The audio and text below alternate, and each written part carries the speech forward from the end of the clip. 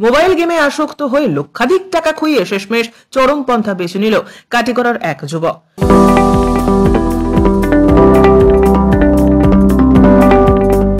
বছরের বিশ্বজিৎ মালাকারের ঝুলন্ত অবস্থায় দেহ উদ্ধার হয়।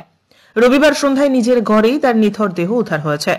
বিশ্বজিৎ গত কয়েকদিনের মধ্যে একাধিকবার আত্মহত্যার পথ বেছে নিয়েছিল। অন্যান্য সময় কোনো না কোনোভাবে বেঁচে গেলেও শেষমেশ ঘরের ভেতরেই আত্মহত্যা করেছে সে। সূত্রের খবর, মোবাইল গেমে এতটাই আসক্ত ছিল সে যে প্রায় লক্ষাধিক টাকা খুইয়েছে।